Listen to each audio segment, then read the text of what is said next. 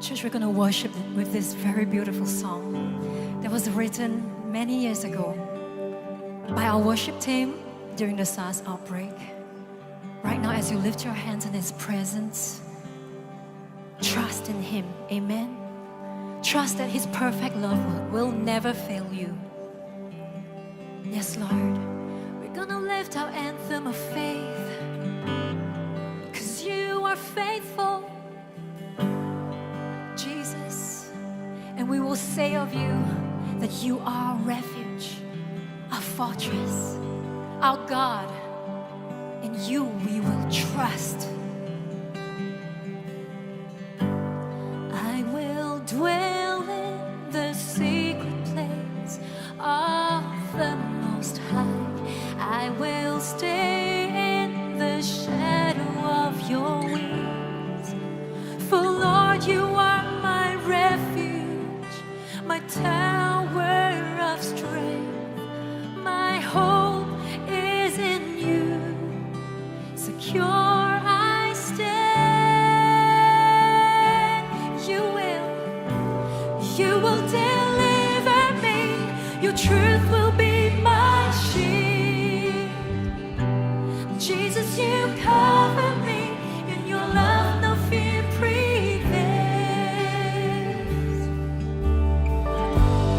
I will dwell in the secret place of the Most High.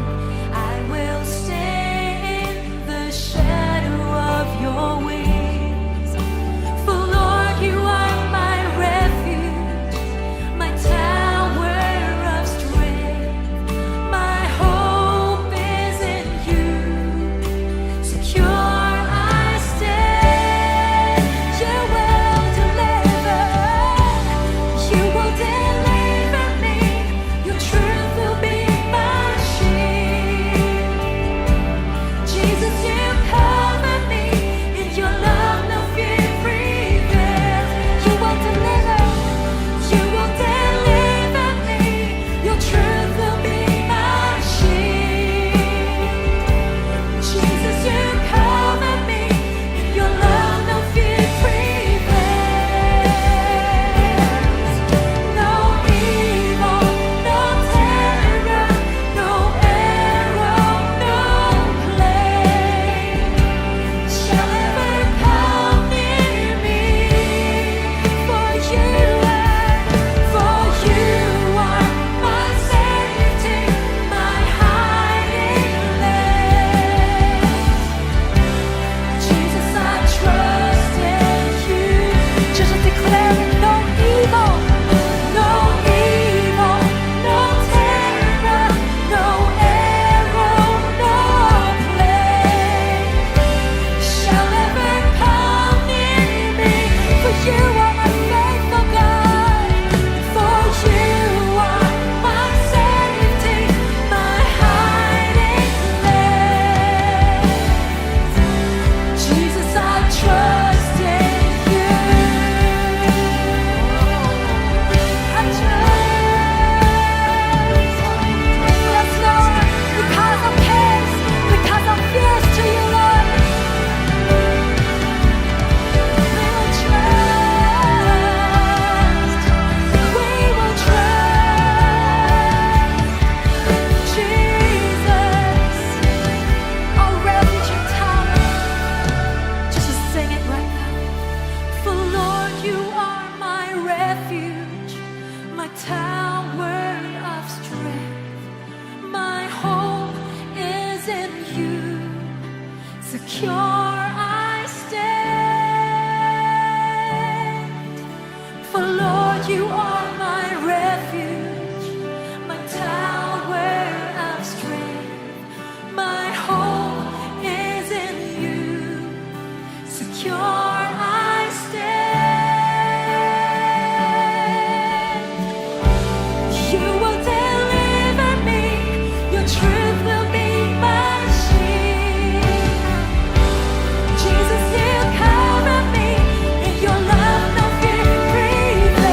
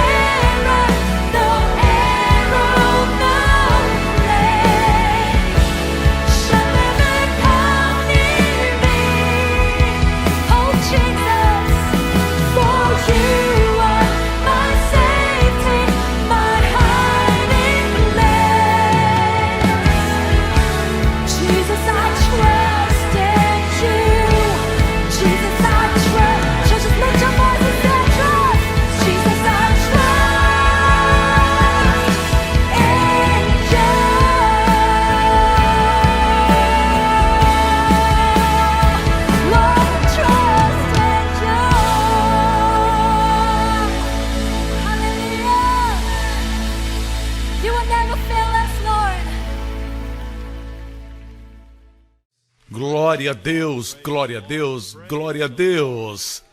Aleluia! Vamos abordar agora uma série de mensagens sobre o Salmo 91. Nós já fizemos isso em 2003 e também em 2003 nós tivemos um incidente, não somente um incidente nacional, mas um incidente internacional, quando a gripe asiática ceifou muitas vidas. O mundo que nós vivemos hoje, quando não é terror, são pragas. Se não são pragas, existe mortandade mesmo no ar e na comida que comemos. Mais do que nunca, nós temos extrema necessidade de proteção divina. E para nós reconhecermos isso, precisamos nos humilhar e dizer com toda a minha inteligência, com todas as minhas qualificações, com todos os meus títulos ao meu nome, somente Deus pode me colocar no lugar certo, na hora certa. Eu preciso de Deus. Eu me lembro do que Deus disse para Nabucodonosor, que ele era a cabeça de ouro da estátua que havia visto no sonho, interpretado pelo profeta Daniel. Ele disse para ele: eu te dei domínio, te dei poder. Na verdade, naquela época, ele era mesmo chamado Rei dos Reis. Porque Israel se rebelou e cometeu idolatria, Deus transferiu o domínio para outro. Deus queria que Israel dominasse o mundo com justiça, verdade e equidade. Mas Israel adorou ídolos e Deus enviou profeta após profeta, Isaías, Jeremias, e eles recusaram ainda assim, e Deus disse: bem, eu vou transferir o domínio do mundo. Aí vem a história de Nabucodonosor, rei da Babilônia. E essa estátua fala a respeito do cativeiro babilônico. Eles levaram os filhos de Israel, todos eles cativos, e depois disso, depois do rei Nabucodonosor, vieram os medo-persas, depois dos medo-persas vieram os gregos, Alexandre o Grande, depois vieram os romanos, e este foi o tempo quando Jesus nasceu em Israel. E a Bíblia diz que nos dias do fim, o Império Romano reviverá. E o Império Romano será composto de parte do Oriente Médio e da Europa, e será os Estados Unidos da Europa. Tudo está na profecia bíblica. Mas a Bíblia diz que existe proteção. Quando eu digo proteção, não tenha ideia de que você nunca vai sofrer qualquer coisa. O que nós não vamos sofrer são as coisas que Jesus levou por nós na cruz. Uma coisa a Bíblia diz e até promete é que nós sofreremos perseguição como crentes. Você vai ser desprezado, vão zombar de você, o mundo os odiará. Jesus disse na sua oração: o mundo os odiará porque pertencem a mim. O servo não está acima do seu mestre, e se eles odiaram o mestre, eles vão te odiar. Amém? O mundo tem ódio por tudo que é bom. Amém? Houve um tempo quando éramos do mundo. Hoje nós estamos no mundo, mas não somos do mundo. Portanto, não tenha a ideia de que você nunca vai ser perseguido. A Bíblia promete que nós, que vivemos piamente, sofreremos perseguição. Mas Jesus disse: pulem de alegria. Quando os homens disserem todo mal contra vós por minha causa, porque grande é o vosso galardão no céu. Isso não quer dizer que você vai receber galardão só quando morrer e for para o céu. Significa que o seu galardão começa no céu e você vai ter um galardão que é feito no céu. E um galardão implica que você fez alguma coisa. Deus vai galardoar você por isso. Assim, prepare-se. Existe outra coisa que nós vemos no livro de Jó, que em 6 angústias te livrará e na 7ª o mal não te tocará. Algumas vezes nós temos angústias e perguntamos: onde está a proteção? Agora, se você está em angústia, seja um prognóstico ruim ou você esteja numa situação ruim, onde você foi despedido do seu trabalho, ou seja qual for o caso, já aconteceu. Não pergunte onde está a proteção, porque de alguma coisa Deus quer livrar você. Te livrar quer dizer que você já está em algum problema. Escute-me. Mas a Bíblia diz que na sétima o mal não te tocará. Eu não posso te dizer quando vai ser sua sétima vez. Mas a Bíblia promete que em algumas coisas ele livra você, e algumas coisas ele continua livrando você, mas algumas coisas o inimigo não pode tocar em você. Eu creio que o números tem um significado na Bíblia. Eu creio que estamos chegando no 7º dia. E nenhum mal vai nos tocar. Posso ter um amém? Uma vez mais, vamos todos olhar para o Salmo 91. Nós lemos o Salmo todo na semana passada e é muito importante e imperativo que estejamos cientes das promessas do Salmo 91. Lembre-se disso, o Salmo 91 começa com os nomes de Deus no Antigo Testamento. Aquele que habita no esconderijo do Altíssimo, a sombra do Onipotente descansará. Nós mencionamos semana passada que o esconderijo do Altíssimo é Elion. E esse nome foi mencionado pela primeira vez na história de Abraão, certo? Abraão voltou da guerra com os reis. Ele entrou nessa guerra para soltar seu sobrinho Ló, que havia sido cativo. E ele voltou com os despojos, porque Deus tinha dado uma grande vitória, ele e os seus servos.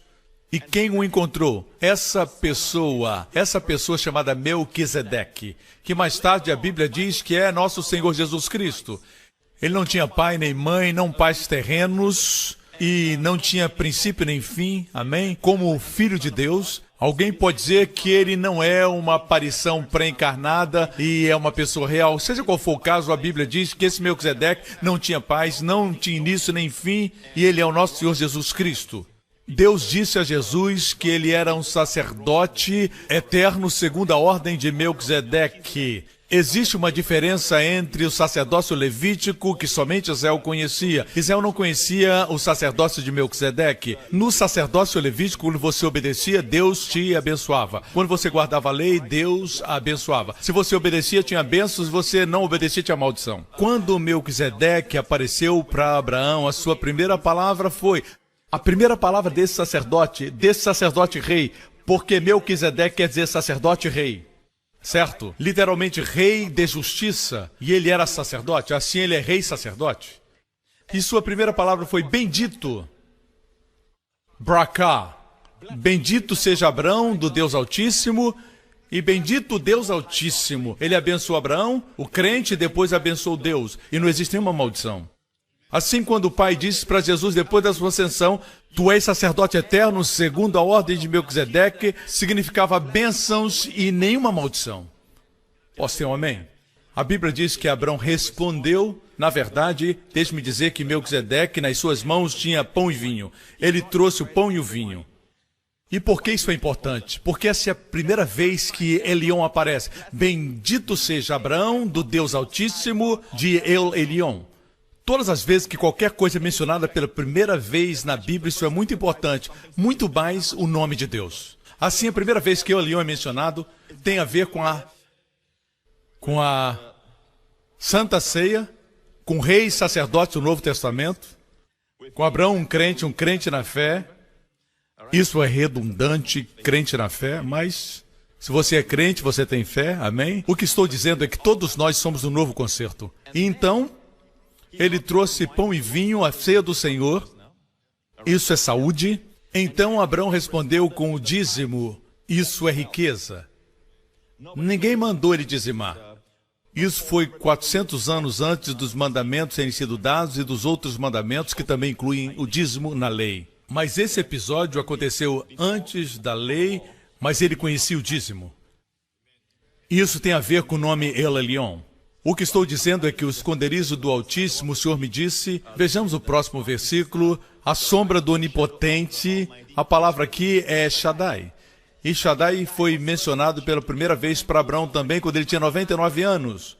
Quando ele apareceu e disse, eu sou Deus Todo-Poderoso. Em hebraico, El Todo-Poderoso. El é Todo-Poderoso.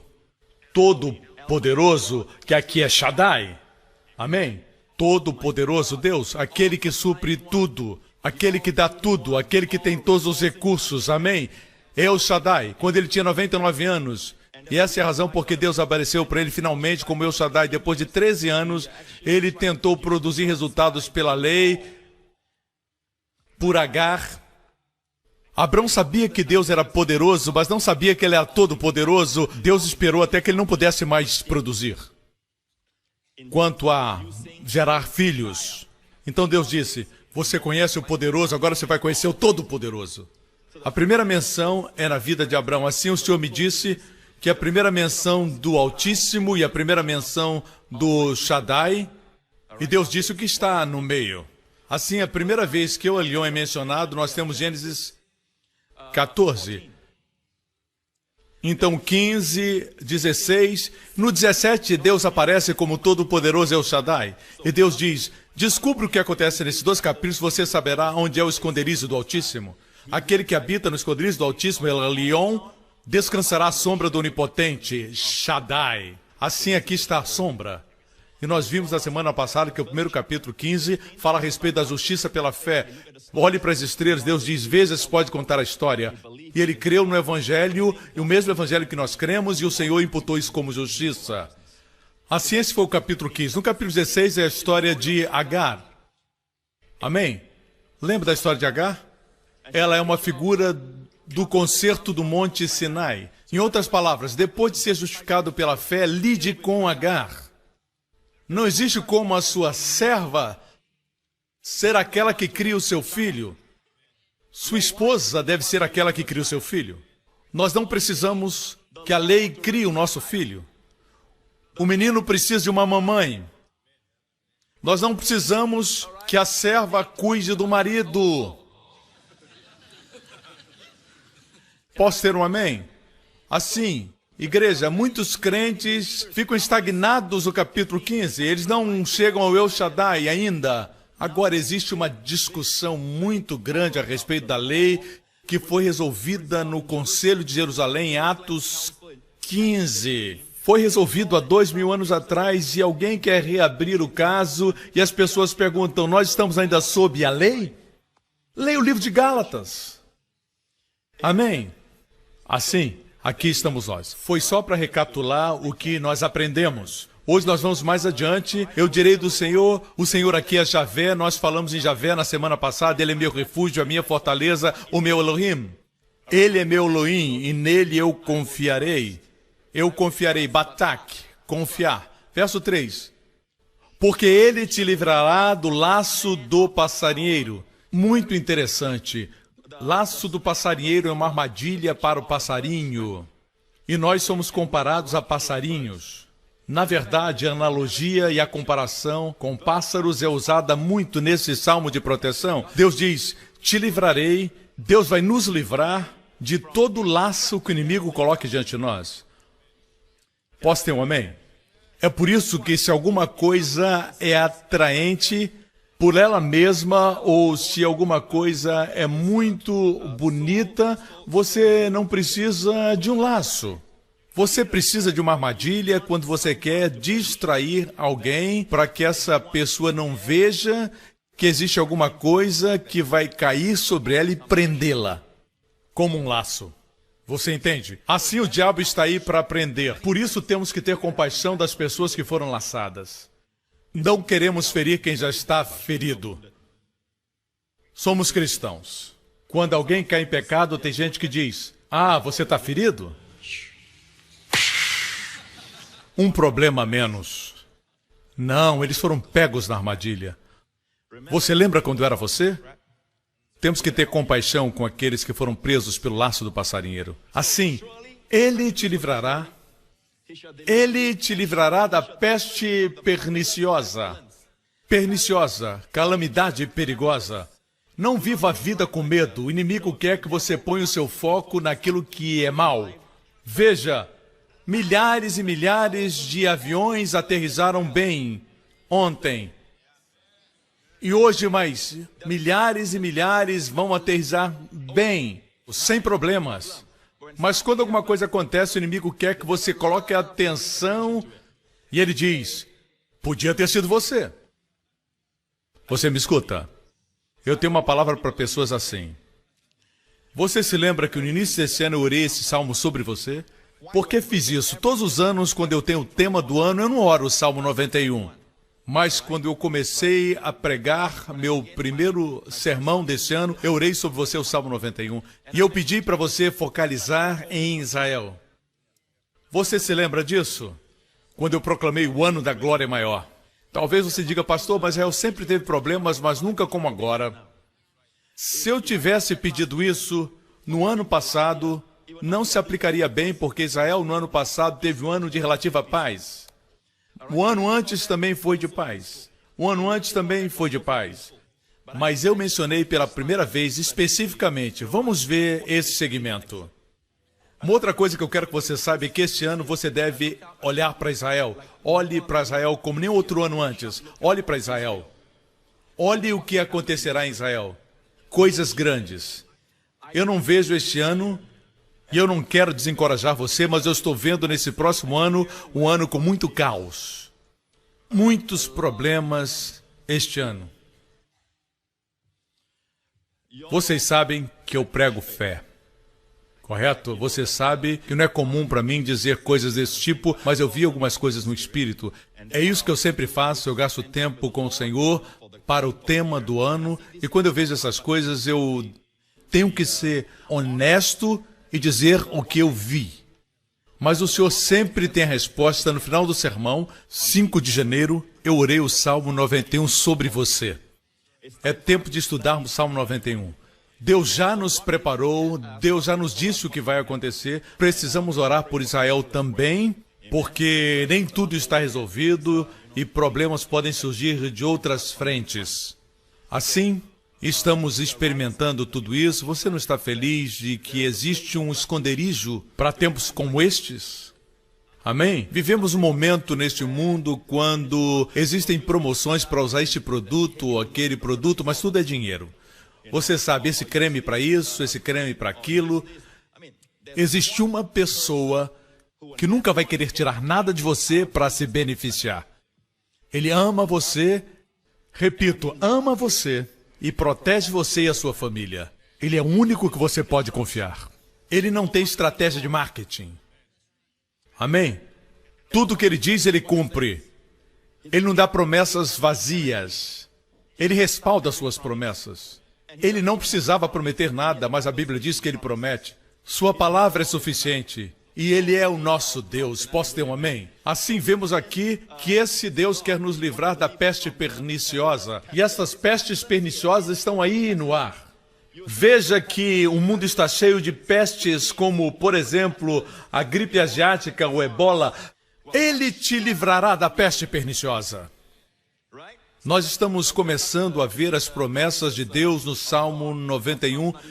E a próxima promessa, ele te cobrirá com as suas penas e debaixo das suas asas estarás seguro. A sua verdade é escudo e broquel. Aqui nós temos uma figura de Deus como uma águia.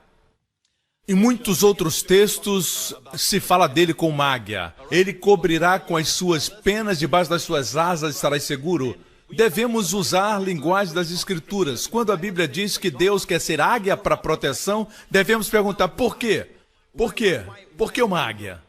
Logo depois diz, a sua verdade é escudo e broquel. Escudo é uma proteção grande que cobre a sua frente. Mas broquel é um escudo interessante que parece que não encaixa bem aqui nessa situação. Os escudos eram usados pelos romanos para proteger a frente. Na verdade, a primeira menção de escudo está na história de Davi e Golias, quando Golias foi para o vale de Elá e ele tinha um soldado carregando o seu enorme escudo. Ninguém menciona o que esse homem fez quando Golias morreu. Deve ter fugido. Esse era o escudo para proteger a frente. Mas o broquel era um escudo que envolvia a pessoa. Que ia ao redor da pessoa. Como nos tempos antigos existiam os fortes que protegiam ao redor de toda a cidade. Broquel, interessante. Sua verdade será escudo e broquel. Agora, quantos sabem que a Bíblia diz que a lei foi dada por Moisés, mas graça e verdade vieram por Jesus Cristo?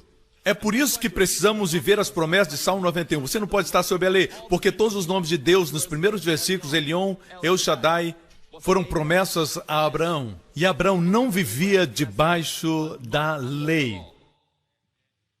Vocês me escutam, irmãos? Aqui nós temos a graça e a verdade, porque a graça e a verdade vieram por Jesus Cristo. E não esqueça, graça e verdade no grego vieram por Jesus Cristo. Literalmente está no singular, que significa graça e verdade são um. Correto? Deveria ser plural, mas não é. Assim, graça e verdade são um, como água e molhado. Você não pode tocar na água sem se molhar. Não se pode falar de graça sem falar de verdade. É incrível e eu não posso entender porque no corpo de Cristo muito se fala a respeito do favor. Mas favor é graça. Ah, não pregamos a graça, pregamos o favor. Amigo, cariz é favor. Amém? Favor e graça são a mesma coisa. Se você olhar na versão amplificada, todas as vezes que fala de graça e paz, fala de favor imerecido. Favor imerecido. Amém? É graça. Se pregar em algum lugar que as pessoas não aceitam a graça, pregue sobre o favor. E ainda vai pregar sobre a graça. A verdade é essa. Essa analogia aqui de Deus cobrindo com as suas penas está sob as suas asas, que a sua verdade é escudo e broquel. Eu vou provar para vocês que asas de águia são uma figura da graça e da verdade. Assim nós temos Hesed ve'emet, graça e verdade no Antigo Testamento. Sua Hesed se renova cada manhã. A palavra Hesed é misericórdia em algumas Bíblias, em algumas traduções, como a NVI, é amor. Se renova toda manhã. É óbvio que mesmo os tradutores não sabiam como lidar com essa palavra, é muito rica, Hesed. Certo? Assim, em alguns lugares é amor, noutros é misericórdia.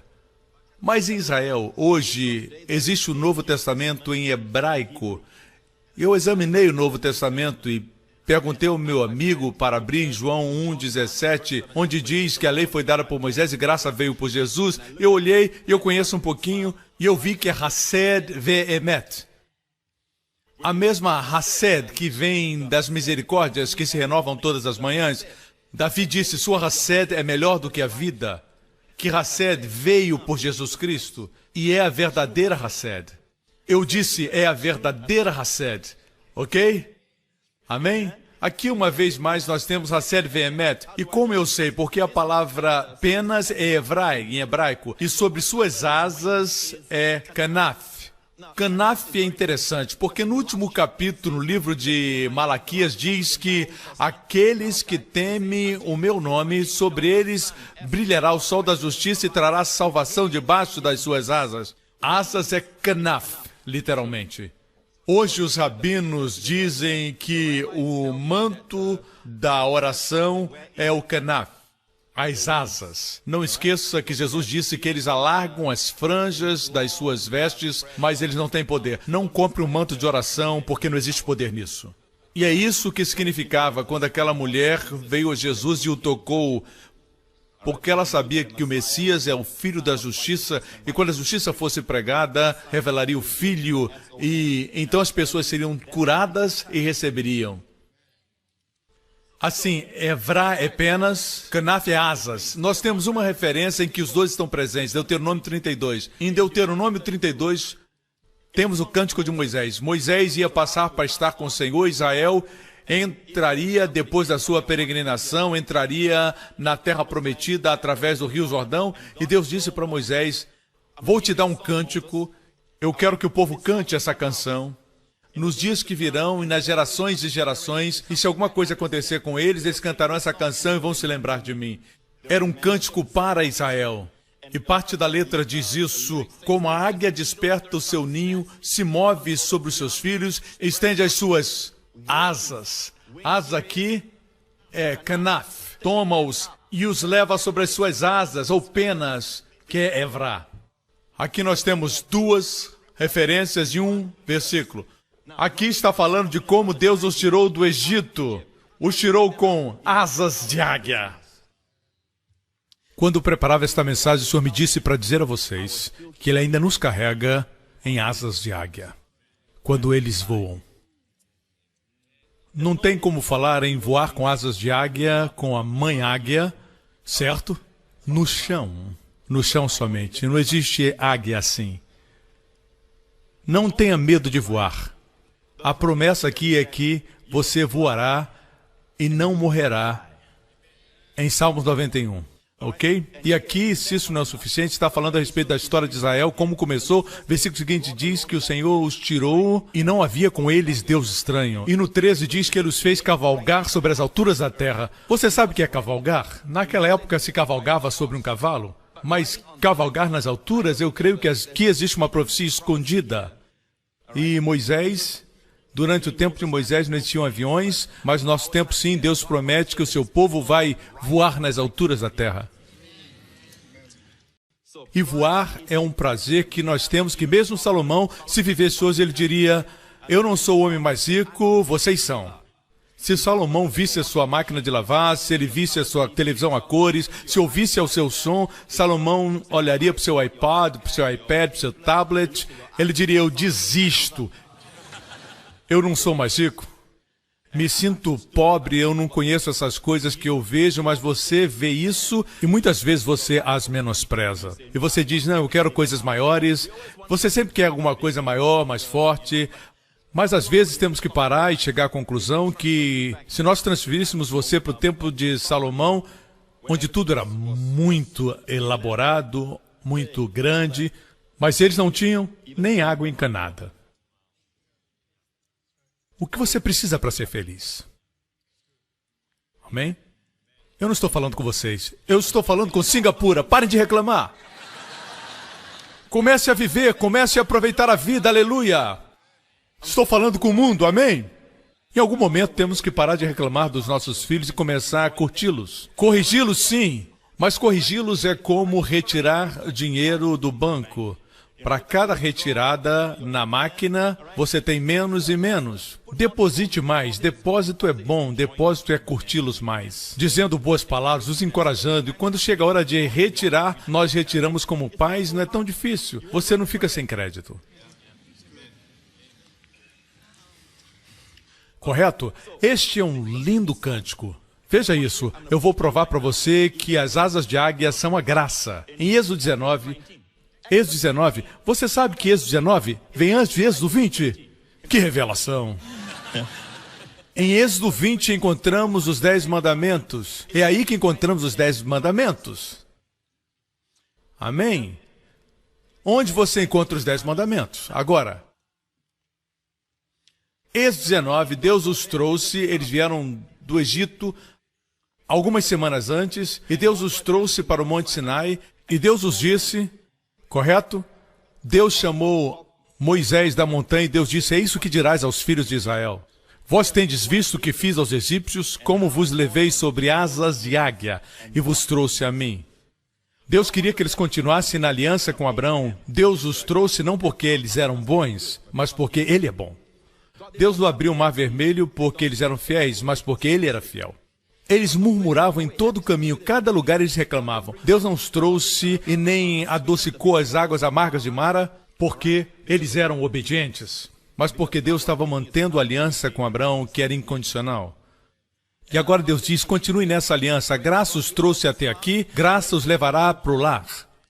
E nós vemos aqui que as asas de águia são esse período. Deus está dizendo, do Egito até o Sinai, eu os levei nas asas da águia. Em outras palavras, o período da graça é o período das asas de águia. Em outras palavras, quando eu estou sob a graça, eu caminho muito mais rápido. Eu progrido muito mais rápido. Amém? Eu cresço muito mais rápido. Minhas bênçãos me ajudam, facilitam as coisas e as coisas são mais rápidas. Se você estudar cuidadosamente a jornada do Egito ao Monte Sinai, era impossível chegarem lá em 50 dias. Impossível. Sem chance nenhuma. Mesmo caminhando. Mas a Bíblia diz que as suas pernas não incharam. durante os 40 anos. Agora estou falando desse período, Egito até o Sinai. Em outras palavras, eles não percebiam, mas caminhavam e subitamente mais montanhas tinham sido passadas. Era uma caminhada sobrenatural. É como estar nas asas das águias. Assim Deus vai carregar você em asas de águias. Vocês me escutam? Você está feliz por isso? Amém? Esse é o período da graça. E a ideia aqui é trazer você para mim mesmo. A forma como Deus nos traz para Ele mesmo é que Ele revela-se a si mesmo em toda a sua bondade, em toda a sua beleza. Isso é lindo. Ele foi o primeiro a entrar na arca de Noé. Ele foi e disse, entra na arca, tu e a tua família. Está seguro, entra com a tua família. E depois das águas baixarem, ele disse, saiam da arca. Ele foi o primeiro a entrar e o último a sair. E eu sempre digo que o herói faz assim.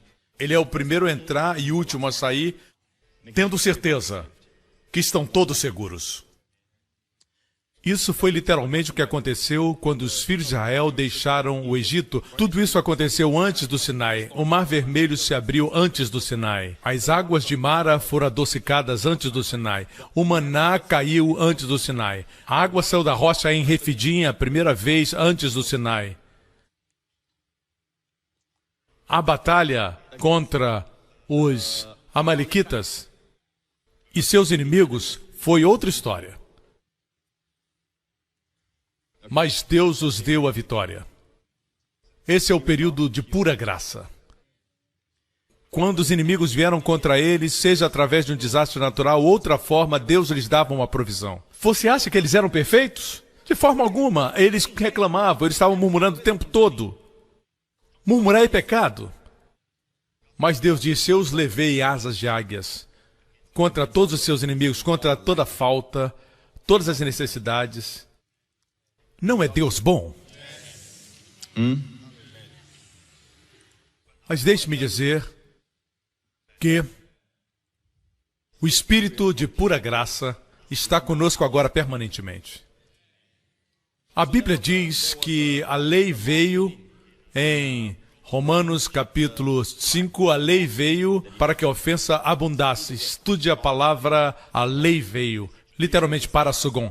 Para é lugar. Veio para o lugar. Nunca foi a agenda de Deus. A agenda de Deus era a graça. A lei veio não para nos fazer justos, mas para que a ofensa abundasse. Para que o homem se visse como pecador.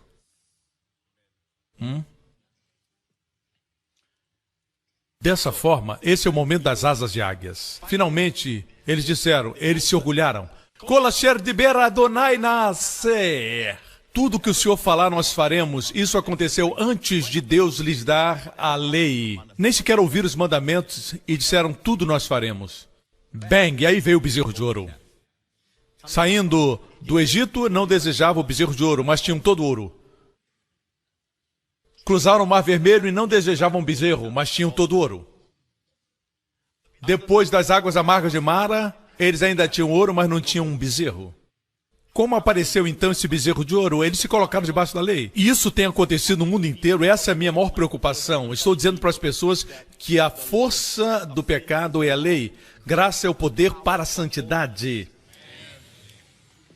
O pecado não terá domínio sobre vocês, não porque estão sob a lei, mas sob a graça. É hora de pregarmos a verdade para o corpo de Cristo. Para que o corpo de Cristo chegue ao nível que Deus quer que eles estejam, amém? Então, quando Deus deu a lei, Deus sabia que eles falhariam, então Deus disse para eles, olha, existe um lugar que eu quero construir no Mishkan, no tabernáculo, é chamado Santo dos Santos, Kadosh HaKadoshim, o Santo dos Santos. Esse é o lugar, é o propiciatório. Veja o propiciatório, a arca do concerto. É isso que Deus diz em Êxodo 25, versículo 20. E os querubins estenderão as suas asas por cima, cobrindo as suas asas o propiciatório. As faces deles estarão voltadas para o propiciatório. A palavra asas aqui, kanaf, temos de novo asas, versículo 21. Porás o propiciatório em cima, ali virei a ti, ali falarei contigo, em cima do propiciatório. Bem, alô? Propiciatório. Esse é o meu ministério. Estou pregando do propiciatório. Alguns pregam do trono do juízo. Estou pregando do Monte Sião, alguns estão pregando do Monte Sinai. Eu quero que cada pastor, cada líder comece a pregar do Monte Sião e do propiciatório. Posso ter um bom amém? O propiciatório é o lugar onde as asas dos querubins estão. Olhe para a figura uma vez mais, correto? Davi diz que é aí que o sangue é aspergido, no propiciatório. É como se Davi estivesse dizendo, eu quero ficar lá, à sombra das tuas asas. Eu quero estar sob a sombra das tuas asas, o lugar do sangue. Eu não sou perfeito, mas o sangue é. Amém? E a sua proteção está lá. Vocês me escutam? Se nós vivêssemos no Antigo Testamento e eu fizesse essa pergunta, correto? Qual o país mais santo no mundo? Você diria no Antigo Testamento Israel. Eu perguntaria de todas as cidades em Israel, qual é a mais santa? Você diria Jerusalém. E eu diria em Jerusalém, na cidade, qual a localização que é a mais santa? Você diria a montanha onde o templo está. E se eu dissesse das partes do templo, qual o lugar mais santo? Qual o mais santo de todos? O Santo dos Santos. Aqui está o Santo dos Santos, só tem um móvel ali dentro. E no Santo dos Santos, qual o lugar que é mais santo? É o propiciatório. Portanto, aí no coração de Deus, a coisa mais santa é sua misericórdia. Kiporet, a cobertura do sangue. Você entende? Não é uma questão de graça de um lado e santidade do outro. Você toca graça, você toca santidade. Amém. Ok. Vou compartilhar com você para concluir. Vocês estão falando não? Sim! Eu vou falar dos nomes de Deus de uma maneira poderosa, mas antes de irmos a isso, eu quero compartilhar alguma coisa que eu li agora. Eu li ontem, mas na totalidade agora. Veio de Nova York, Estados Unidos. Algumas noites atrás, meu marido e eu estivemos em um engarrafamento por 5 horas.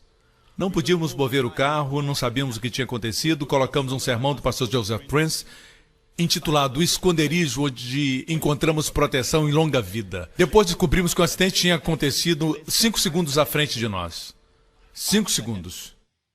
Assim o Senhor nos ajudou e nos protegeu daquele acidente. Nós somos abençoados e amados pelo Senhor. Hoje meu marido, mais uma vez, foi protegido miraculosamente de outro acidente.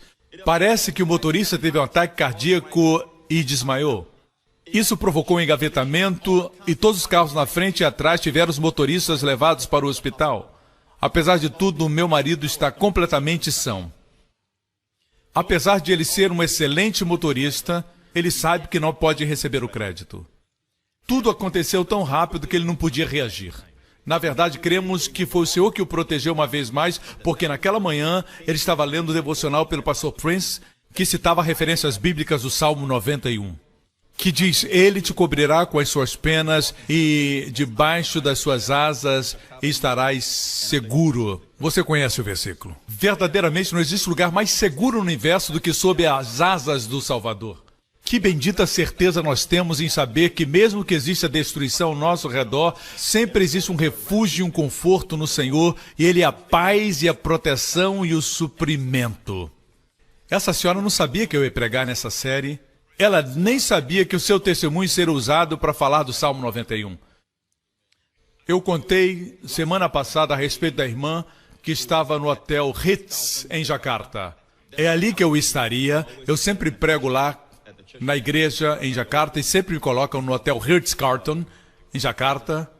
E em 2009, ou 2008, ou 2007, não sei, aconteceu um ataque terrorista. Ele entrou no restaurante, na hora do café da manhã e se detonou. Era um suicida e uma das irmãs que estavam ali, ela estava lá naquele momento e ela estava exatamente atrás da coluna quando explodiu a bomba. E ela estava declarando o Salmo 91. E ela me escreveu que ela tem o costume de, quando se levanta pela manhã, ela reivindica o Salmo 91. Isso é que é estar no lugar certo, literalmente na hora certa. Minha esposa e eu já demos esse testemunho 3 anos atrás, e eu ia começar a pregar sobre a visão do ano. E naquela semana, nós fomos jantar bem tarde e a praça de alimentação estava muito vazia. Muitos lugares para sentar e nós sentamos num lugar. Somente alguns restaurantes estavam abertos, nós fizemos o nosso pedido. Enquanto estávamos comendo, esse homem veio até nós. Ele caminhou para onde estava a Wendy e eu, pegou uma garrafa de cerveja que tinha sido deixada lá. Era tarde, os faxineiros já tinham saído. E ele pegou aquela garrafa, veio até nós. Eu vi de relance, mas não deu tempo para reagir. E tinha uma coluna onde nós estávamos comendo, correto? E ele quebrou aquela garrafa na coluna, mandando cacos para todos os lados. Eu me assustei porque ele estava tão perto de nós que eu e o Wendy ficamos assustados e eu ia me desviar. Só um pouquinho. Eu sei que a igreja me perdoa, correto? Se eu estivesse sozinho, tudo bem, mas minha esposa estava lá, meu filho. Amém? A gente tem que ser homem.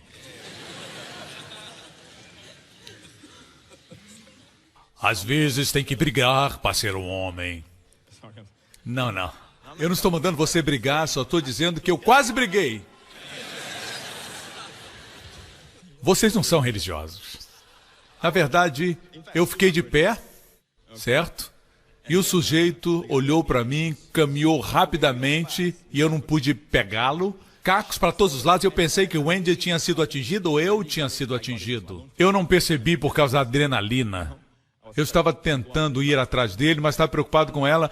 Eu olhei, tinha cacos para todos os lados, mas então percebemos que ao nosso redor existia quase, e o Wendy é testemunha, quase que um círculo. Os vidros pararam.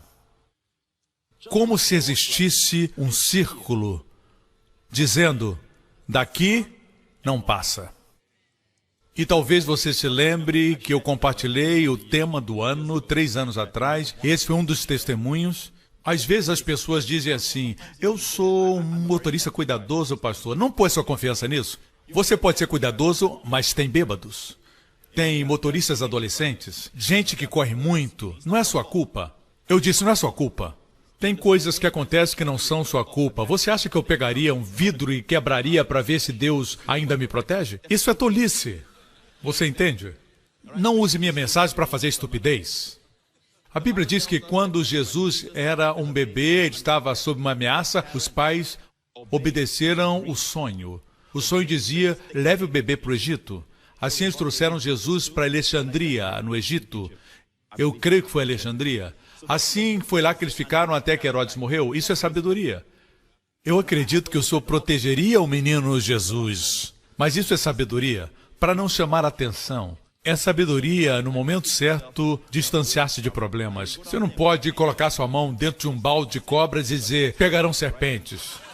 O que você quer que escrevamos no seu túmulo? Qual o epitáfio que você quer? Estava errado. Certo? Nós já mencionamos os nomes de Deus, é assim que vou concluir. Nós falamos os nomes de Deus. Aqui nós temos no versículo 1, El Elyon, nós temos Shaddai, nós temos Yahvé, nós temos Elohim. Todos esses nomes são muito importantes porque quando Deus apareceu a Moisés, Deus disse, quando eu apareci a Abraão, Isaac e Jacó, pelo meu nome, Javé, eu não fui conhecido deles. Mas por meu nome, El Shaddai. Assim, Abraão, Isaac e Jacó conheciam mais a Deus com El Shaddai do que com Javé. Mas quando estudamos a vida deles, Yahvé era mencionado. Eles chamam o nome de Javé, mas ainda assim a revelação de Javé não era forte. Assim, estudar os nomes é importante. Cada nome tem seu significado. Posso ter um amém? Assim nós temos Altíssimo, Todo-Poderoso, Senhor e Elohim. E no último versículo, Salmo 91, aqui nós temos alguma coisa que Deus me deu muitos anos atrás. Nunca escutei ninguém pregar sobre isso, mas as pessoas dizem que os nomes de Deus estão no versículo 1 e 2, mas no último versículo tem o nome de Deus. Dar-lhe-ei abundância de dias e lhe mostrarei a minha salvação. O Salmo termina com Jesus literalmente. Minha Yeshua em hebraico. Esse é o nome Yeshua. Você pode ver isso? Temos El Elyon, temos Shaddai, e cada nome tem o seu significado, como por exemplo, Davi diz para Golias: hoje o Senhor te entregará nas minhas mãos para que toda a terra saiba que existe um Deus. A gente lê e diz, não tem nada aí. Para nós a palavra Deus é Deus, mas no hebraico, correto?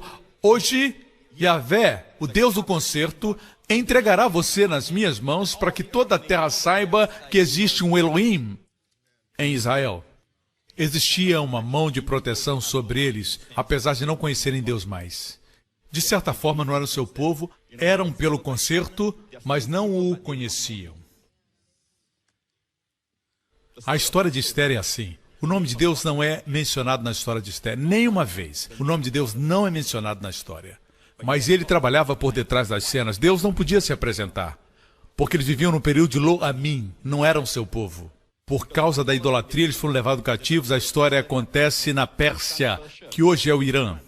Eles foram levados cativos por causa da idolatria. Apesar de não ser a idolatria de Esther e de Mardoqueu, as pessoas foram levadas. Mas mesmo assim, Deus trabalhava por detrás das cenas. Um dia desses, eu vou ensinar como o nome de Deus aparece em acróstico nos eventos maiores da vida de Esther. Correto? Assim, o nome de Deus é importante. Nós temos Yeshua, o nome de Jesus. Mas nunca esqueça que existe um nome mais que Jesus veio revelar. Isso é muito importante. Da mesma forma que aprendemos no Salmo 91, todas as escrituras do Antigo Testamento devem ser trazidas para o novo concerto. Talvez você diga, pastor, mas eu não conheço todos os nomes de Deus. Tudo bem, filho de Deus. Só existe um nome que você precisa conhecer. Pai. Pai. E esse nome denota família. A Bíblia diz que você não pode chamar Deus de pai a não ser que você tenha recebido o espírito de filiação. Quando você diz pai, todos os temores desaparecem. Veja, volte para o versículo que fala das penas. Versículo 4. Ele te cobrirá com as suas penas, debaixo das suas asas estarás seguro, a sua verdade escudo e broquel. Agora podemos dizer que graça, suas asas são graça.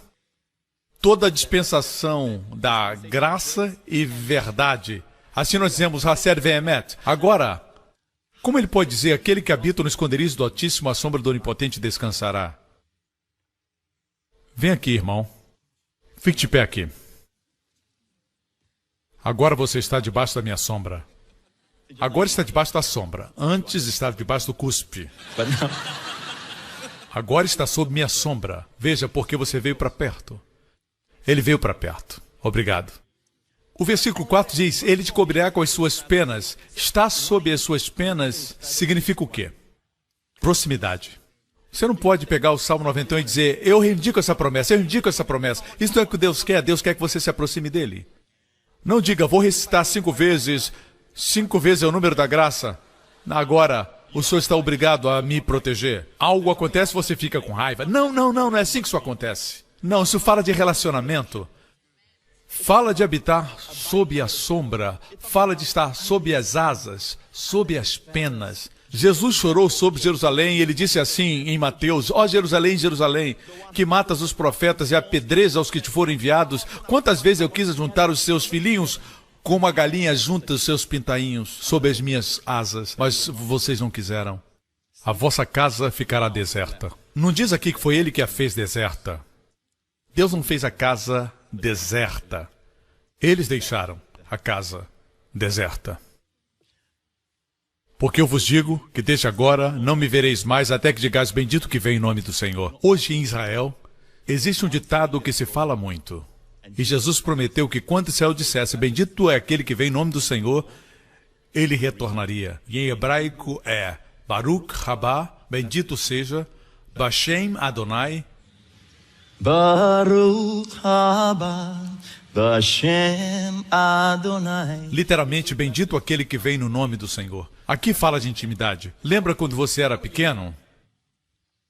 E trovejava à noite, e você estava no seu quarto, quando tinha medo, o que fazia? Você ia brincar com seus brinquedos? Não. Você corria para o quarto do papai. E você pulava na cama. E o que você fazia? Você ia para debaixo das asas da mamãe. Certo? Você se escondia lá. E depois de um tempo, você dormia profundamente. Você não tinha que aprender os 7 passos para vencer o medo. A presença dos seus pais, pais que o amavam, você tem que ser assim. A última coisa que uma criança quer é correr para o quarto de um pai abusador e levar uma surra. Assim, alguns são feridos porque o nome pai traz a ideia de dor. Lembra rejeição, dor e abuso? Quero te dizer que esse Pai Celestial ama você. E Ele quer ser como uma águia, como uma galinha. Jesus diz, como eu gostaria de juntar-vos sob minhas asas. E ele chorou, e eu creio que ele viu o holocausto, não somente o que aconteceu no ano 70, mas ele viu o futuro. E ele disse, não quisestes. Quer dizer, nós devemos querer estar debaixo das suas asas. Ele disse, a última parte do versículo 37 diz, e tu não quiseste. Você quer ser protegido? Você quer estar próximo a Ele? Você quer ter a Ele como refúgio? Eu não sei você. Amém, pastor? Eu e a minha casa, nós dizemos amém. Agora, igreja, proteção no nome do Pai é surpreendente. Jesus disse na oração sacerdotal, vamos escutar um pouquinho. Vamos escutar. Vamos escutar o que Jesus orou na oração sacerdotal. Vejamos João 17. Jesus orou, eu já não estou no mundo, mas eles estão no mundo, e eu vou para ti, Pai Santo, guarda em teu nome aqueles que me deste, para que sejam um assim como nós. Guarde-os em teu nome. O único nome que Jesus veio revelar é Pai. Isso os entregou, foi oferecido primeiro ao povo judeu. Eles disseram, ei, não se preocupe com o que é a vez de comer, ou de beber, ou vestir, porque o vosso Pai Celestial conhece que tens necessidades. Se o vosso Pai vestiu os lírios dos campos, que hoje existem e amanhã não, quanto mais Ele não vestirá vocês? Ei, homens de pouca fé, o vosso Pai conhece o que vocês necessitam antes de pedirem. E Ele continuou pregando, o vosso Pai falava ao povo de Israel, antecipando que o receberiam como rei, tornando-se filhos de Deus. Mas eles o rejeitaram. Eles só conheciam um Deus duro, eles queriam mantê-lo no Santo dos Santos, queriam mantê-lo no templo, para que ficassem livres para fazer o que quisessem, eles não queriam intimidade. É surpreendente como José, depois se reconciliou com seus irmãos, a primeira coisa que ele disse foi, eu sou José. A próxima coisa que ele disse, aproximem-se. Esses são os irmãos que o traíram, o rejeitaram, causaram anos de dor, certo? Aproximem-se. Colocarei vocês na terra, os pequeninos, os animais, tudo que vocês têm na terra de Gozém. Olhe para a palavra Gozém, tudo tem um significado na Bíblia. Olhe para Gozém. Gozém significa aproximação. Gozém. E nesse lugar eu vou dar a provisão. Aproxime-se de Deus. Antes de você entrar num avião, tire um momento e diga, Pai, estamos embarcando juntos. Pai, eu sou seu filho. Eu não sei como fazer. Orações poderosas com o pastor Lawrence. Ele é tão poético quando ele ora. Eu não sei cantar com Bob Fitts. Se você não sabe, Bob Fitts para mim é um dos melhores líderes de louvor que nós temos. E sou muito feliz porque Deus o manteve jovem e forte, porque uma nova geração precisa do seu ministério. E para aqueles que perguntam, pastor, quem o senhor recomenda como líder de louvor e que vai dar uma consciência forte de Jesus? Além da Hillsong, eu altamente recomendo Bob Fitts e suas músicas e seus álbuns. Que isso seja dito. Sinceramente, eu tenho sido muito abençoado. Você sabe que eu conheço muitos líderes de louvor, muita gente aí fora, mas a verdade é, ter o mesmo sentimento, o mesmo espírito. Esqueci o que ia dizer. Intimidade. Quando você entra no avião, diga, Pai, Father in heaven, how we love you. Pai, tu estás perto de mim. E Pai, o Senhor vai entrar nesse avião comigo. Isso é muito melhor do que dizendo, eu proclamo isso, eu declaro aquilo. Como se Deus trabalhasse para você. Eu já declarei, agora é sua vez. Eu vou declarar, não esqueça de fazer. Certo? Muitas vezes nós pensamos que a nossa confissão é nossa declaração. Mas, amigo, Vamos ser realistas. Não tem como reivindicar promessas sem intimidade. E quando fala habitar sob a sua sombra, debaixo das suas asas, fala de intimidade, amor, família. Você sabe que os únicos pequeninos, as águias pequenas que podem se abrigar debaixo das asas da mãe, são seus filhotes. Fala de família. Fala de família. Um cachorrinho não pode fazer isso. Correto? Assim, o amor da mãe é o amor que mais se parece com o amor de Deus, mas o amor de Deus é maior. Deus ama aqueles que não são amáveis, aqueles que não são seus. Quando Ele os salvou, eles não eram seus. Uma mãe ama uma criança porque é sua. Nada se compara ao amor de Deus. Jesus diz, guarda-os no teu nome. Isso é proteção no nome do Pai. Enquanto eu estava no mundo, os protegi no teu nome. Sabe como os protegeu? De se desviarem, certo? Teria sido pior para Pedro, teria sido pior para os outros, em termos de desviar-se, se Jesus não os lembrasse. O Pai ama vocês, o Pai entende vocês, o Pai sabe o que necessitam. Assim que os guardou, pastores e líderes, é assim que devemos guardar o povo? Seu Pai, Pai Celestial. Não diga somente Deus, Deus. Muitas vezes você diz Deus, sim. Mas Ele é o Pai de vocês. Quando encontrar alguém que está desviado, diga para ele, eu vim te encontrar porque o seu Pai me enviou. Melhor ainda, Jesus disse para os judeus, o Pai conhece o que necessitam. Diga, o Pai me enviou aqui. Amém? Em Israel eles dizem, como é que você é tão feliz? Eles dizem de nós, nosso povo. E eu digo para eles, o Pai de vocês e o Deus de vocês nos enviou. Vocês parecem ser ricos. Eles pensam que somos ricos. Parecemos ricos. Eu acho que eles pensam assim porque nós não comemos somente um peixe de São Pedro. Comemos 2. 3. Certo, Matthew? Assim é melhor você falar do Pai, mesmo que eles não sejam salvos ainda. Amém? Existe uma hora quando você pode dizer, se você não é salvo, Ele é seu Deus agora, mas Ele quer ser seu Pai. Dizer em fé como Jesus fez. Durante o tempo de Jesus dos Evangelhos, ninguém era nascido de novo. Assim Ele orou por Israel e Ele dizia, nosso Pai. Ele orava, nosso Pai que está nos céus. E ninguém podia dizer, meu Pai. Depois que foram salvos, podiam dizer, meu Pai. Você entende? Se torna individual. O espírito da filiação. Vamos descer. Não peço que os tires do mundo, mas que os livres do mal. Outra tradução diz, do mal que está no mundo. Não são do mundo, como eu do mundo não sou.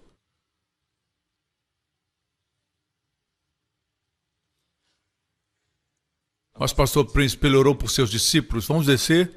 Eu não rogo somente por estes, mas também por aqueles que pela sua palavra hão de crer em mim. É você. É você. Ele não orou somente por eles, mas por aqueles que creriam. Isso é você, diga amém. Certo? E finalmente o Senhor quer que nós tenhamos o amor do Pai. O amor do Pai. E termina com esses 2 versículos. Pai justo, o mundo não te conheceu, mas eu te conheci. E estes conheceram que tu me enviaste a mim. Não espere que o mundo entenda seu relacionamento com o Pai. E eu lhes fiz conhecer o teu nome. Qual nome? Qual nome? Pai. E o farei conhecer mais, para que o amor com que me tens amado esteja neles e eu neles esteja. Lindo. Lindo. Gênesis 22. E aconteceu depois dessas coisas que tentou Deus a Abraão e disse, Abraão, e ele disse, Hineni, eis-me aqui, em hebraico, Hineni, eis-me aqui. E disse, toma agora o teu filho, o teu único filho, Isaque, a quem amas, e vai-te à terra de Moriá, e oferece-o ali em holocausto sobre uma das montanhas que eu te direi.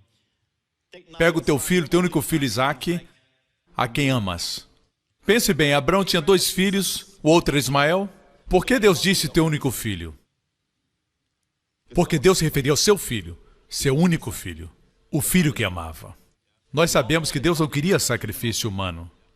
Era um teste, uma demonstração visual que seria lida por todas as gerações para que elas vissem o amor de Deus. Porque, amigo, essa é a primeira vez na Bíblia que a palavra amor, ahav, é mencionada. A primeira menção está aqui.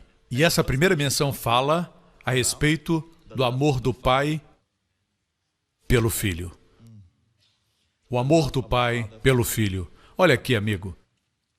Jesus disse, ninguém conhece o Pai, exceto o Filho, e aquele a quem o Filho revelar. Eu quero que o Filho revele o Pai para mim. Assim, a primeira menção do amor na Bíblia é o amor do Pai pelo Filho. A segunda menção está... Aqui é Gênesis 22, a segunda menção está em Gênesis 24. Gênesis 24 é o maior capítulo em Gênesis. Por quê? É a história de um servo buscando uma noiva para o filho de Abraão. E essa história tem durado 2000 anos. Deus está preparando uma noiva para o seu filho. É uma noiva maravilhosa. É a história de Rebeca em Gênesis 24. A história de Rebeca é a história da igreja. Quando o servo a viu, ele disse, você quer me seguir para casar com um homem que você nunca viu? E ela disse sim, essa é a nossa jornada. E da sua bolsa ele tirou todo o ouro, braceletes de ouro, são os dons do Espírito Santo, o dom da fé, a operação de milagres, curas. Ele colocou ouro no seu nariz, naqueles dias era uma decoração linda. Nariz é discernimento, a palavra do conhecimento, a palavra da sabedoria. Finalmente, ela trouxe as suas madrinhas com ela. Elas viajaram dias e dias antes de chegarem. Essa é a nossa jornada hoje, igreja. E finalmente, quando ela viu Isaac, a Bíblia diz que ela desceu do camelo, mas os rabinos judeus dizem que ela caiu do camelo nos braços de Isaac.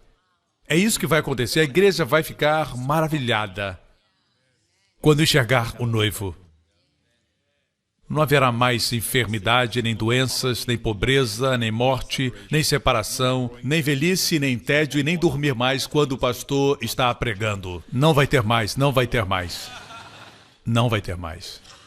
O capítulo mais longo, eu creio que ao redor da fogueira, todas as noites quando paravam, elas e suas madrinhas ouviam o servo de Abraão falar a respeito de Isaac. Como Abraão levou Isaac para Moriá e toda a história. E ela se apaixonou por alguém que ela nunca havia visto. Tell me the story of Jesus. Quem é esse servo? He's the Holy Spirit who's come to glorify the Son. Tell me the story of Jesus. E essa é a história de Gênesis 24. Agora estou em Gênesis 22. Assim, 2 capítulos antes de procurar por uma noiva, Deus diz, leva o teu filho, o filho que amas. A primeira menção de amor é o amor do pai pelo filho. A segunda menção de amor é do filho do noivo por sua noiva. Isaac amou a Rebeca. Rivka, como se diz em hebraico.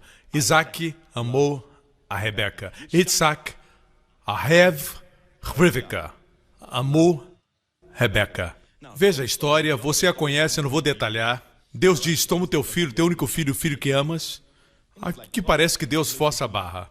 Ele não diz somente pega o teu filho Isaac, mas o filho, o único filho, o filho que amas. Deus sabia que seria difícil para Abraão, mas ele era um homem de fé e o ofereceu no Monte Moriá. Vamos continuar. Abraão pôs a lenha do sacrifício às costas de Isaac e eles andaram uma jornada de 3 dias. Se você for a Jerusalém, eu posso mostrar a trajetória que eles fizeram para o Monte Moriá, que hoje é a montanha do templo.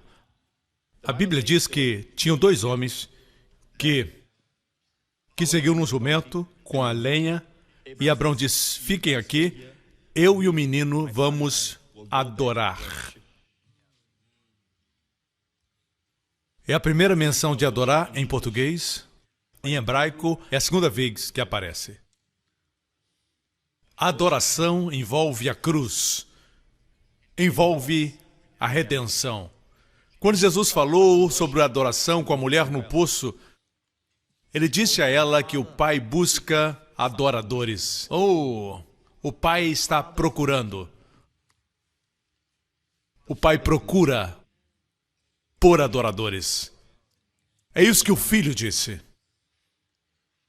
E ele é o Filho que Deus ama. Você nunca vai entender como Deus ama você até que você entenda como Deus ama o Filho, porque ele entregou o seu Filho por você. E eles foram. Abraão pôs a lenha do sacrifício às costas de Isaac, pegou no silex para o fogo e no cutelo e prosseguiram juntos. Diz, e caminhando os dois juntos. Todas as vezes que eu leio esse texto, eu tenho nova revelação. Ontem eu estava lendo e caminhavam os dois juntos. Essa é a história de Jesus. Ele pegou a lenha e colocou sobre Isaac. Esse era o madeiro que Jesus carregou e ele caiu com a cruz. No filme A Paixão de Cristo, nós vemos a mãe, mas quando eu leio isso, é o pai que está lá. Os dois caminharam juntos. Filho, só um pouquinho mais, filho. Lembre-se que ele ainda era pai, não era ainda Deus. Mas na cruz, quando ele se tornou pecado, aí existia uma distância, ele era Deus. Aqui ainda era o pai, eu creio que foi o pai que o ajudou. E disse, vamos, filho, vamos.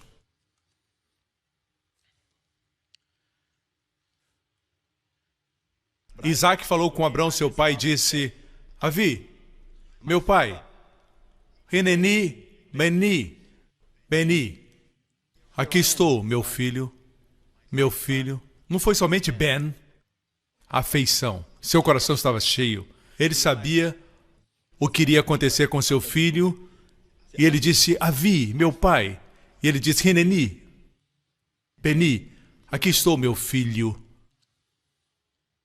Veja, temos lenha, temos lume para o fogo. Mas onde está o cordeiro para o sacrifício?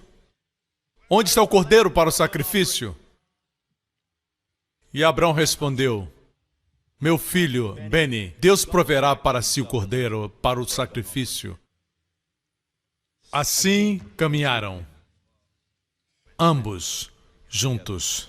Eu já li muitas vezes, a Bíblia é incrível. Quantas vezes você lê uma passagem e, bem, você vê uma coisa que nunca viu? No caminho para a cruz, o Pai sofreu tanto quanto Jesus. Mas tinha que ser feito. A resposta que deu não era uma resposta, não existe identidade aqui. Deus iria prover o cordeiro. Ninguém sabe quem é o cordeiro. O filho perguntou, onde está o cordeiro? E o pai disse, Deus proverá um cordeiro para si. Finalmente, no Novo Testamento, João disse, quando Jesus caminhou e se aproximou dele, ele disse, eis, veja, eis o Cordeiro de Deus que tira o pecado do mundo. Esse é o Cordeiro, Isaac.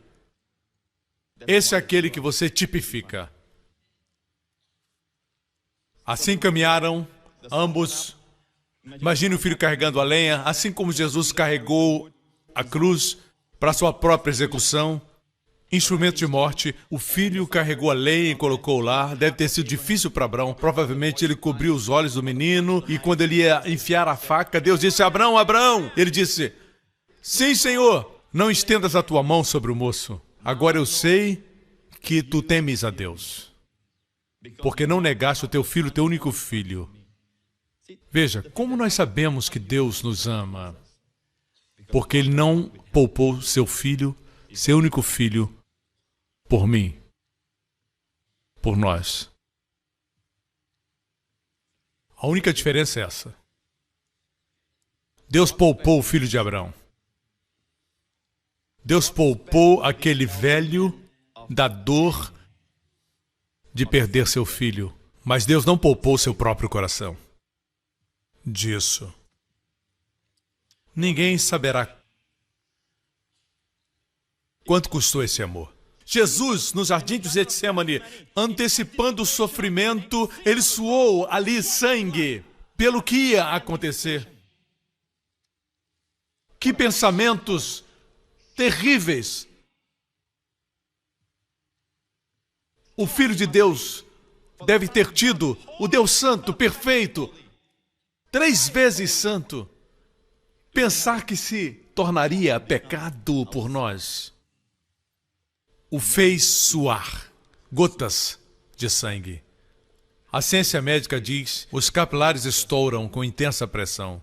Se foi assim no jardim, quanto mais quando ele literalmente se tornou pecado.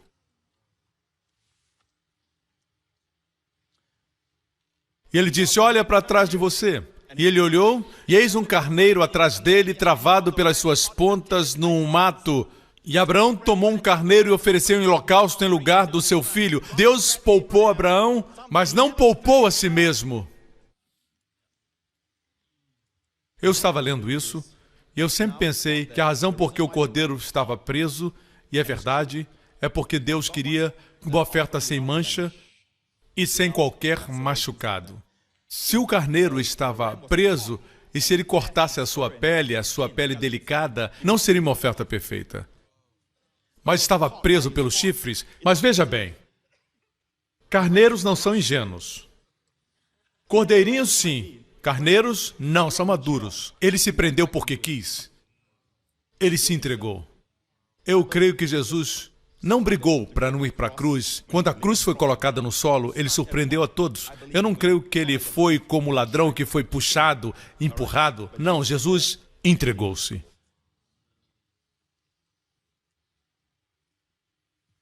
E a palavra mato, o léxico de Gesínio define que mato aqui é galhos entrelaçados.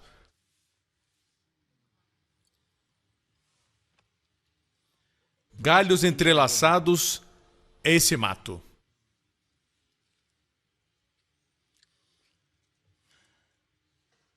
Você sabe como termina a história, certo? Quem desceu da montanha? Pai e filho. Eu estou seguro que ele abraçava seu filho, caminhavam lado a lado. Veja como a história termina. E a história termina assim. Então Abrão tornou a seus moços, levantaram-se e foram juntos. Espere. Abrão retornou para os seus moços e Isaque? Não é mencionado. Na mente de Deus, somente Abrão voltou. A oferta foi feita. É uma figura de Jesus Cristo sendo oferecido. É por isso que Jesus disse aos fariseus, Abrão viu meu dia e se alegrou. Você não tem nem 50 anos, eles disseram para ele. Você viu Abraão? Não é que eu tenha visto Abraão. Abraão me viu. Vamos deixar claro. Quem é o maior? Você viu Abraão? Não. Abraão me viu. Abraão viu o meu dia e se alegrou, porque antes de Abraão existir, eu sou. Em outras palavras, quando Abraão olhou para trás, ele não viu somente o carneiro, ele viu o Calvário, uma das maiores montanhas do Monte Moriá. É por isso que Deus tinha essa demonstração visual do que ele faria para salvar o homem de toda a sua impureza. E a propósito, isso se deu depois dessas coisas que anunciaram a Abraão, dizendo, eis que também Milca deu filhos a Naor, teu irmão. Por que o capítulo termina com o irmão de Abraão tendo um filho? E assim que o capítulo termina, você sabe por quê? Continue lendo. Não está aqui. Está 5 versículos depois. Melhor, 4 versículos. E diz que Naor gerou Betuel, seu filho. Betuel gerou Rebeca, a noiva de Isaque. Em outras palavras, Abraão desceu como se Isaque não tivesse descido, mas na verdade Isaque desceu na história. Mas aos olhos do Espírito Santo estava a cruz de Jesus Cristo. E o foco no final do capítulo é na igreja. Sem a cruz, não existe igreja. E a igreja não é um prédio cheio de vitrais. E a igreja é a organização mais poderosa, a mais abençoada, a mais bem-sucedida do universo inteiro. E Deus sonhou com ela. Vamos convidar os músicos a entrarem agora. Você vai experimentar o amor do Pai. Se possível, ninguém se movimente agora. Depois eu volto e vou abençoar você e orar o Salmo 91 sobre você e sobre sua família essa semana. Vamos experimentar o amor do Pai novamente.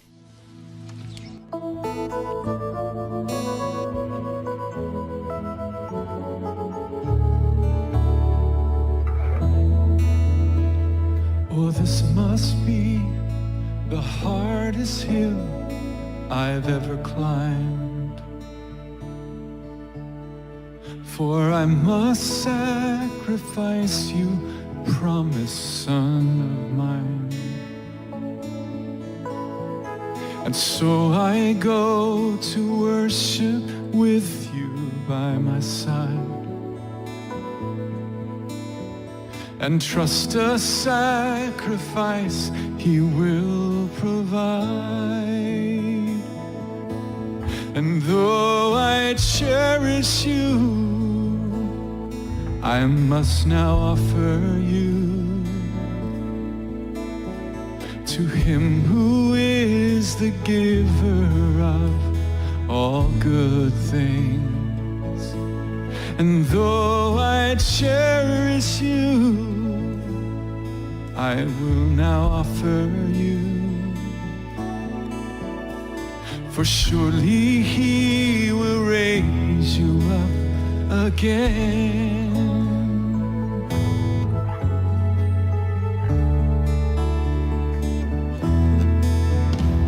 Here on this altar, Father, I lay all my dreams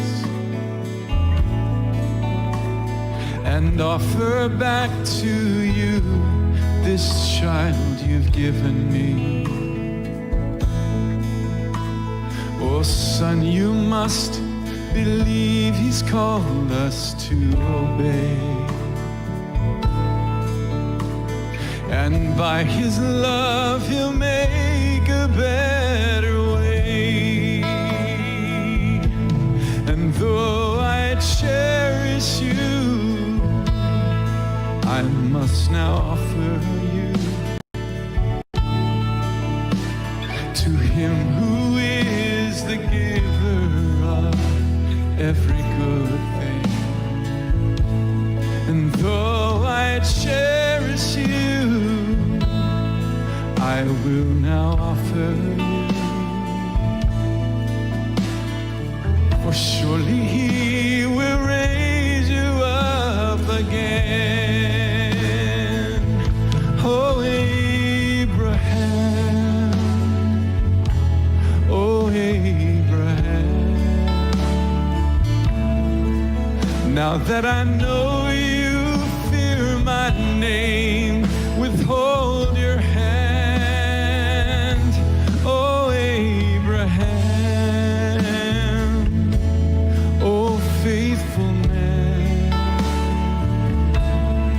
your only son, he's not the one. Behold a lamb, behold the lamb, yeah. It must have been the hardest thing He'd ever done, when God the Father sacrificed His only Son,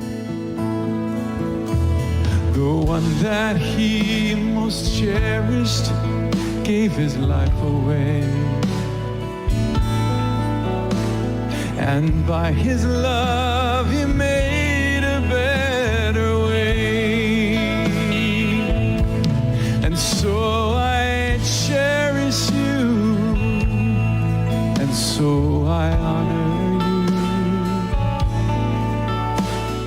for truly you're the giver of all good things.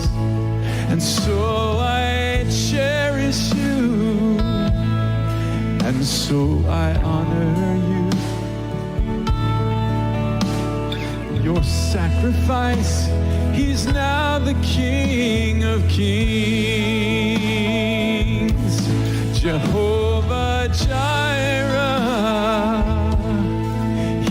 has provided the sacrifice of love no man could ever pay. And what He requires of you and me, even the hardest things. Your blood, oh Christ, your sacrifice gives me strength to obey.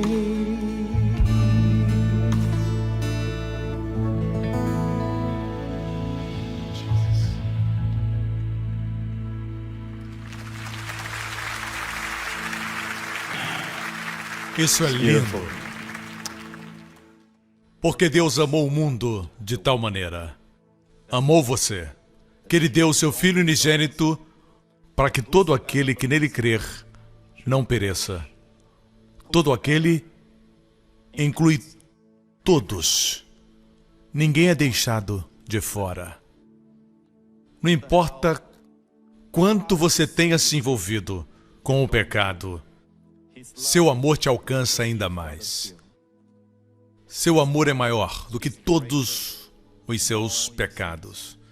Sua graça é maior do que todos os seus fracassos. Não estou pedindo que você abrace uma religião. Não é uma religião. É o seu amor. Eu estou te pedindo para abraçar um Salvador que deu sua vida por você na cruz e por todos os seus pecados. Eu te peço que abrace um Pai que ama você, mesmo antes que você o conhecesse. E se esse é você, onde você está, faça essa oração do seu coração agora. Diga: Pai Celestial, eu ponho a minha confiança na obra que Jesus fez. Na cruz, Cristo levou todos os meus pecados. Ele não tinha pecados nele mesmo, mas foram os meus pecados que Ele levou. Foram os meus pecados que o fizeram sofrer. Obrigado, Pai, por o levantar dentre os mortos, como uma declaração que todos os meus pecados foram tirados. Jesus Cristo é meu Senhor e Salvador, agora e para sempre, em nome de Jesus.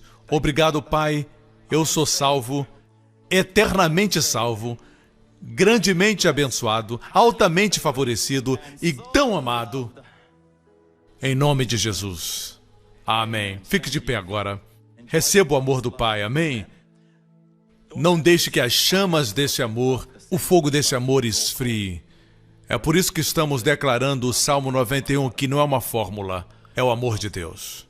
Nessa próxima semana, o Senhor Deus, o Pai, abençoe você e a sua família com todas as bênçãos de Abraão, as bênçãos de Deuteronômio 28, e o Pai, Ele mesmo, proteja você e os seus pequeninos, proteja a sua família de todos os perigos, de todos os males, de todos os acidentes, de toda enfermidade e doença, do homem mau, dos poderes das trevas, dos poderes do maligno. O Senhor faça a sua face brilhar sobre você. O Senhor Jesus brilhe na sua vida e te conceda favor, abundância de favor.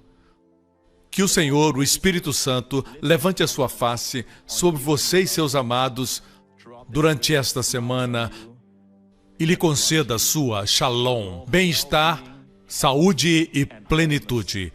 No nome do Senhor Jesus Cristo, e todos digam amém. Aleluia. Deus abençoe a igreja. Lembre que você não sai daqui sozinho. O Pai está com você. Deus o abençoe. Obrigado por sintonizar no programa de hoje. Esperamos que tenha sido uma bênção para a sua vida. Para mais informações sobre o programa da Igreja New Creation, acesse o site ncctv.org.sg. Lá você poderá se inscrever para receber um devocional diário do pastor Joseph Prince. Seja incentivado e fortalecido todos os dias e saiba o quanto Deus lhe ama através desses devocionais. Acreditamos que seu dízimo pertence à igreja que você frequenta e oramos para que você seja grandemente abençoado, altamente favorecido e profundamente amado.